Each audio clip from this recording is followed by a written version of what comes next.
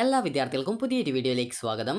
ഈ വർഷത്തെ Calicut university degree കോഴ്സുകളിലേക്കുള്ള പ്രവേശനത്തിൻ്റെ ഭാഗമായിട്ടുള്ള സെക്കൻഡ് അലോട്ട്മെൻറ്റ് പ്രകാരമുള്ള അഡ്മിഷൻ ജൂലൈ 3-ാം തീയതി വരെയാണ്. അപ്പോൾ വിദ്യാർത്ഥികൾക്ക് അലോട്ട്മെൻറ്റ് കിട്ടിയിട്ടുള്ള വിദ്യാർത്ഥികൾ അലോട്ട്മെൻറ്റ് ലഭിച്ച കോളേജുകളിൽ നിർബന്ധമായിട്ടും അഡ്മിഷൻ നേടേണ്ടതാണ്. കോളേജുകളിൽ പെർമനൻറ്റ് അഡ്മിഷനാണ് നേടേണ്ടത്. അപ്പോൾ വിദ്യാർത്ഥികൾ ചോദിക്കുന്ന പ്രധാനപ്പെട്ട കാര്യമാണ്, എനിക്ക് കാലിക്കറ്റ് യൂണിവേഴ്സിറ്റിയിലെ സെക്കൻഡ് അലോട്ട്മെൻറ്റിന് ശേഷം എന്ന് പറയുമ്പോൾ അത് നിങ്ങൾക്ക് ഫസ്റ്റ് അലോട്ട്മെൻറ്റിൽ കിട്ടിയതായിക്കോട്ടെ, അതല്ല സെക്കൻഡ് അലോട്ട്മെൻറ്റിൽ പുതിയൊരു ഓപ്ഷനിലേക്ക് മാറ്റം കിട്ടിയതായിക്കോട്ടെ, ഇനി അതല്ല സെക്കൻഡ് അലോട്ട്മെൻറ്റിൽ ആദ്യമായിട്ട് അലോട്ട്മെൻറ്റ് കിട്ടിയത് ആയിക്കോട്ടെ, നിങ്ങൾക്ക് ഏത് അലോട്ട്മെൻറ്റിൽ കിട്ടിയത് ആയിരുന്നാലും നിങ്ങൾക്ക് ഏറ്റവും ലേറ്റസ്റ്റ് ആയിട്ട് എവിടെയാണോ കിട്ടിയത് അവിടെ വിദ്യാർത്ഥികൾ നിർബന്ധമായിട്ടും പെർമനൻറ്റ് അഡ്മിഷൻ നേടേണ്ടതാണ്. അഡ്മിഷൻ നേടിയിട്ടില്ല എങ്കിൽ വിദ്യാർത്ഥികളെ അലോട്ട്മെൻറ്റ് പ്രോസസ്സിൽ നിന്നും നിങ്ങളെ പുറത്താക്കുന്നത് ആയിരിക്കും. അപ്പോൾ വിദ്യാർത്ഥികൾ ചോദിച്ച ഒരു പ്രധാനപ്പെട്ട സംശയമാണ്, അതായത് എനിക്കിപ്പോൾ ഫസ്റ്റ് അലോട്ട്മെൻറ്റിൽ ആദ്യമായിട്ട് കിട്ടി, സെക്കൻഡ് അലോട്ട്മെൻറ്റിൽ കിട്ടിയിട്ടില്ല. അതുപോലെ തന്നെ ചില വിദ്യാർത്ഥികൾക്ക് സെക്കൻഡ് അലോട്ട്മെൻറ്റിൽ ആദ്യമായിട്ട് കിട്ടി, ചില വിദ്യാർത്ഥികൾക്ക് ഫസ്റ്റ് അലോട്ട്മെൻറ്റ് കിട്ടി, അതിനുശേഷം സെക്കൻഡ് അലോട്ട്മെൻറ്റിൽ മറ്റൊരു ഓപ്ഷനിലേക്ക് നിങ്ങൾക്ക് അലോട്ട്മെൻറ്റ് കിട്ടി. അപ്പോൾ അങ്ങനെ വരുന്ന സാഹചര്യത്തിൽ വിദ്യാർത്ഥികൾ അലോട്ട്മെൻറ്റ് ലഭിച്ച കോളേജിൽ അഡ്മിഷൻ എടുത്തിട്ടില്ലെങ്കിൽ തേർഡ് അലോട്ട്മെൻറ്റിന് പരിഗണിക്കുമോ എന്ന് ചോദിക്കുന്നുണ്ട്. അപ്പോൾ നിങ്ങൾ ശ്രദ്ധിക്കേണ്ടത്, അലോട്ട്മെൻറ്റ് ലഭിച്ച് നിങ്ങൾ അഡ്മിഷൻ നേടിയിട്ടില്ല എങ്കിൽ നിങ്ങളെ അലോട്ട്മെൻറ്റ് പ്രോസസ്സിൽ നിന്ന് നിങ്ങളെ പുറത്താക്കുന്നതായിരിക്കും. അതുകൊണ്ട് തന്നെ നിങ്ങൾ ശ്രദ്ധിക്കേണ്ടത്, അലോട്ട്മെൻറ്റ് കിട്ടിയിട്ടുണ്ട് എങ്കിൽ നിങ്ങൾ ജോയിൻ ചെയ്യുക. അപ്പോൾ അതിന് ജസ്റ്റ് ഞാൻ ഒരു ഉദാഹരണം പറഞ്ഞു തരാം. അതായത് ഇപ്പോൾ നിങ്ങൾക്കിപ്പോൾ ഒന്നാമത്തെ ഓപ്ഷനാണ് കിട്ടിയതെങ്കിൽ നിങ്ങൾക്ക് മുകളിൽ ഹയർ ഓപ്ഷൻസ് ഇല്ലാത്തത് കൊണ്ട് തന്നെ ഓൾറെഡി നിങ്ങൾ മാൻഡറ്ററി ഫീ പേയ്മെൻറ്റ് ചെയ്തിട്ടുണ്ടാവും. അതുകൊണ്ട് തന്നെ ആ ഒരു കോളേജിൽ നിങ്ങൾ ജോയിൻ ചെയ്യേണ്ടതായിട്ടുണ്ട്. ഇനിയിപ്പോൾ ഒന്നാമത്തെ ഓപ്ഷനല്ല നിങ്ങൾക്ക് അലോട്ട്മെൻറ്റ് കിട്ടിയിട്ടുള്ളത്. ഇപ്പോൾ ഒരു ഉദാഹരണം പറയുകയാണെങ്കിൽ അഞ്ചാമത്തെ ഓപ്ഷനാണ് അലോട്ട്മെൻറ്റ് കിട്ടിയതെന്ന് വിചാരിക്കാം. അപ്പോൾ അഞ്ചാമത്തെ ഓപ്ഷനാണ് നിങ്ങൾക്ക് അലോട്ട്മെൻറ്റ് കിട്ടിയത്. നിങ്ങൾ ആ ഒരു കോളേജിൽ ഓൾറെഡി ഇപ്പോൾ മാൻഡറ്ററി ഫീസ് യൂണിവേഴ്സിറ്റി ഫീസായിട്ട് അടച്ചിട്ടുണ്ട്.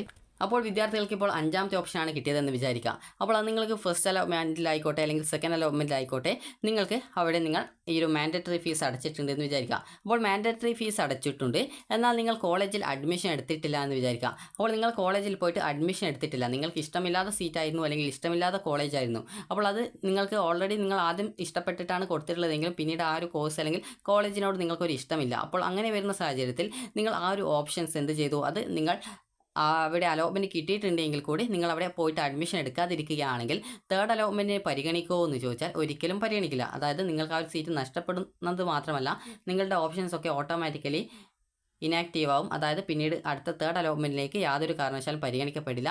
അതുപോലെ അലോട്ട്മെൻറ്റ് പ്രോസസ്സിൽ നിന്നും നിങ്ങളെ പുറത്താക്കപ്പെടുകയും ചെയ്യുന്നതായിരിക്കും. അപ്പോൾ അതുകൊണ്ട് തന്നെ നിങ്ങൾ ശ്രദ്ധിക്കേണ്ടത്, അലോട്ട്മെൻറ്റ് കിട്ടിയിട്ടുണ്ടെങ്കിൽ അലോട്ട്മെൻറ്റ് ലഭിച്ച കോളേജിൽ പോയിട്ട് വിദ്യാർത്ഥികൾ അഡ്മിഷൻ നേടുക എന്നുള്ളതാണ്. അഡ്മിഷൻ നേടിയിട്ടില്ല എങ്കിൽ നിങ്ങളെ അലോട്ട്മെൻറ്റ് പ്രോസസ്സിൽ നിന്ന് പുറത്താക്കും. അത് നിങ്ങൾക്ക് പറഞ്ഞത് മനസ്സിലായിട്ടുണ്ടാകുമെന്ന് വിചാരിക്കുന്നു. അതായത് ഇപ്പോൾ ഫസ്റ്റിലോ സെക്കൻഡിലോ അല്ലെങ്കിൽ സെക്കൻഡ് അലോട്ട്മെൻറ്റിൽ മറ്റൊരു ഓപ്ഷനിലേക്കോ അലോട്ട്മെൻറ്റ് കിട്ടിയിട്ടുണ്ട്. അപ്പോൾ അഞ്ചാമത്തെ ഓപ്ഷനിലാണ് കിട്ടിയതെന്ന് വിചാരിക്കാം. കിട്ടിയിട്ടുണ്ടെങ്കിൽ അവിടെ നിങ്ങൾ മാൻഡറ്ററി ഫീ പേയ്മെൻറ്റ് ചെയ്തിട്ടുണ്ട്. അപ്പോൾ ഇതിന് മുകളിൽ ബാക്കിയുള്ള ഹയർ ഓപ്ഷൻ എന്ന് പറയുന്നത് 1 മുതൽ 4 വരെയുള്ള ഓപ്ഷൻസാണ് ഈ ഒരു ഹയർ ഓപ്ഷൻ എന്നതുകൊണ്ട് ഉദ്ദേശിക്കുന്നത്. അതായത് നിങ്ങൾക്ക് ഏത് ഓപ്ഷനാണോ കിട്ടിയത് അതിൻ്റെ ഓപ്ഷൻ്റെ ആ ഒരു മുകളിൽ ബാക്കിയുള്ള ഓപ്ഷനുള്ളതാണ് ഹയർ ഓപ്ഷൻ എന്ന് പറയുന്നത്.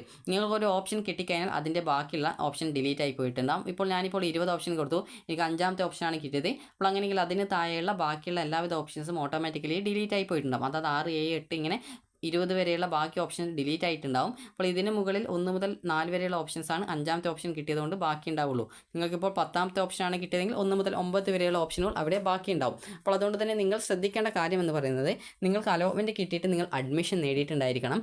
അഡ്മിഷൻ നേടിയിട്ടില്ല എങ്കിൽ വിദ്യാർത്ഥികളെ അലോട്ട്മെൻറ്റ് പ്രോസസ്സിൽ നിന്ന് പുറത്താക്കുന്നത് മാത്രമല്ല, പിന്നീട് വരുന്ന അലോട്ട്മെൻറ്റുകളിൽ നിങ്ങളെ പരിഗണിക്കുന്നത് ആയിരിക്കില്ല.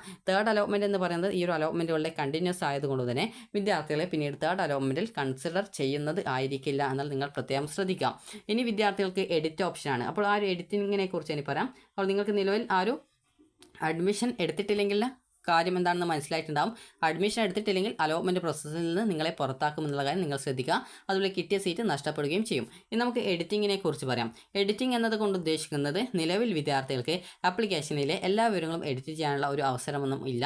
അപ്പോൾ അതിന് കൂടി ഉദാഹരണം പറഞ്ഞുതരാം. ഇപ്പോൾ നിങ്ങൾക്കിപ്പോൾ ഒരു അഞ്ചാമത്തെ ഓപ്ഷനാണ് അലോട്ട്മെൻറ്റ് കിട്ടിയതെന്ന് വിചാരിക്കാം. അപ്പോൾ നിങ്ങൾ ഇവിടെ മാൻഡറ്ററി ഫീ പേയ്മെൻറ്റ് ചെയ്തു, അതുപോലെ തന്നെ പോയിട്ട് അഡ്മിഷൻ നേടുകയും ചെയ്തു. അപ്പോൾ അങ്ങനെ അഡ്മിഷൻ നേടിയ ശേഷം പിന്നീട് നിങ്ങളുടെ ഓപ്ഷൻ ലിസ്റ്റിൽ ബാക്കിയുള്ള ഹയർ ഓപ്ഷൻസ് ഉണ്ടാവും. അപ്പോൾ ഈ ഒരു ഹയർ ഓപ്ഷൻസ് നിങ്ങൾക്ക് ഏതെങ്കിലും സെലക്റ്റഡ് ആയിട്ടുള്ള ഓപ്ഷൻസ്, ഇപ്പോൾ എനിക്കിപ്പോൾ ഇതിൽ മൂന്നാമത്തെ ആ ഒരു കോഴ്സോ കോളേജോ എനിക്ക് വേണ്ടെങ്കിൽ അതിനെ മാത്രമായിട്ട് റിമൂവ് ചെയ്യാം. അതായത് എങ്ങനെ ചെയ്യുന്നത്, ഒരു സെലക്റ്റഡ് ഓപ്ഷൻ റിമൂവലാണ്, അതായത് സെലക്റ്റഡ് ഓപ്ഷൻ ക്യാൻസലേഷൻ ആണ്.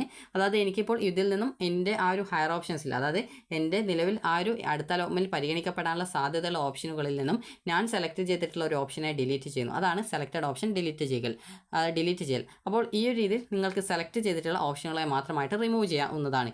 ഇനിയിപ്പോൾ ചില വിദ്യാർത്ഥികൾക്ക് ഇപ്പോൾ കിട്ടിയ സീറ്റ് മതി എന്നുണ്ടാകും. അതായത് ഇപ്പോൾ നിലവിൽ നിങ്ങൾക്ക് സെക്കൻഡ് അലോട്ട്മെൻറ്റിന് ശേഷം എവിടെയാണോ നിങ്ങളുടെ അഡ്മിഷൻ ഉള്ളത്, അതായത് അഡ്മിഷൻ അല്ല അലോട്ട്മെൻറ്റ് കിട്ടിയത്, ആ ഒരു കോളേജിൽ പോയിട്ട് അഡ്മിഷൻ നേടി ആ ഒരു സീറ്റ് തന്നെ മതി, ഇനി വേറൊരു ഓപ്ഷൻ വേണ്ട എന്നുള്ളവർക്ക് ഈ ഒരു നിങ്ങളുടെ ഓപ്ഷൻ ലിസ്റ്റിലെ ഹയർ ഓപ്ഷൻസ്, അതായത് നിലവിൽ അടുത്ത തേർഡ് അലോട്ട്മെൻറ്റിൽ പരിഗണിക്കപ്പെടാൻ സാധ്യതയുള്ള ഓപ്ഷനുകളെ മുഴുവനായിട്ട് ഡിലീറ്റ് ചെയ്യുന്നതിനാണ് ഹയർ ഓപ്ഷൻ ക്യാൻസലേഷൻ എന്ന് പറയുന്നത്. അപ്പോൾ ഈ ഒരു രീതി നിങ്ങൾക്ക് ഹയർ ഓപ്ഷൻ ക്യാൻസലേഷൻ ചെയ്യാനുള്ള സൗകര്യമാണ് നിലവിൽ ഇപ്പോൾ ലഭ്യമായിട്ടുള്ളത്. അതായത് നിങ്ങൾക്ക് ഹയർ ഓപ്ഷൻ ക്യാൻസൽ ചെയ്യാം, അതുപോലെ സെലക്റ്റഡ് ഓപ്ഷൻ ക്യാൻസൽ ചെയ്യാവുന്നതാണ്. ഇനി വിദ്യാർത്ഥികൾ ചോദിക്കുന്ന പ്രധാനപ്പെട്ട കാര്യമാണ് ഈ ഒരു എഡിറ്റിങ്ങിൽ, അതായത് ഈ ഒരു എഡിറ്റ് ചെയ്യാനുള്ള അവസരത്തിൽ ഓപ്ഷൻ റീ അറേഞ്ച്മെൻറ്റ് ചെയ്യാനുള്ള സൗകര്യമുണ്ടോ? അതായത് മൂന്നാമത്തെ ഓപ്ഷനെ നാലാമത്തെ ഓപ്ഷനെ ഒന്നാമത്, അങ്ങനെ അങ്ങോട്ടും ഇങ്ങോട്ടും ഒക്കെ അതിൻ്റെ സ്ഥാനം ചേഞ്ച് ചെയ്ത് കൊടുക്കുന്നതിനോ അതല്ല പുതിയ കോളേജ് കോഴ്സുകൾ കൂട്ടിച്ചേർക്കാനോ പറ്റുമോ എന്നുള്ളത്. കോളേജുകളോ കോഴ്സുകളോ കൂട്ടിച്ചേർക്കാനോ അല്ലെങ്കിൽ ഓപ്ഷൻ്റെ സ്ഥാനം അങ്ങോട്ടും ഇങ്ങോട്ടും ഒക്കെ ചേഞ്ച് ചെയ്ത് കൊടുക്കാനോ യാതൊരു കാരണവശാലും ഈ ഒരു അവസരത്തിൽ സാധിക്കുന്നതല്ല. അപ്പോൾ അതുകൊണ്ട് തന്നെ നിങ്ങൾ ശ്രദ്ധിക്കേണ്ടത്, നിലവിൽ ഇപ്പോൾ നിങ്ങൾക്ക് എഡിറ്റിംഗ് എന്നതുകൊണ്ട് നിലവിൽ നിങ്ങൾക്ക് ഇപ്പോൾ ലഭ്യമായിട്ടുള്ളത് മാൻഡറ്ററി ഫീ പേയ്മെൻറ്റ് ചെയ്ത ശേഷം നിങ്ങൾക്ക് ഹയർ ഓപ്ഷൻ ക്യാൻസലേഷൻ ചെയ്യാനും അതുപോലെ തന്നെ വിദ്യാർത്ഥികൾക്ക് ഈ ഒരു സെലക്റ്റഡ് ഓപ്ഷൻ ക്യാൻസലേഷൻ ചെയ്യുന്നതിനുള്ള സൗകര്യം മാത്രമാണ് നിലവിൽ ലഭ്യമായിട്ടുള്ളത്. ഓപ്ഷൻ റീ അറേഞ്ച്മെൻറ്റ് ചെയ്യാനോ അല്ലെങ്കിൽ പുതിയ കോളേജ് കോഴ്സുകൾ കൂട്ടിച്ചേർക്കാനോ ഈ ഒരു അവസരത്തിൽ സാധിക്കുന്നതല്ല.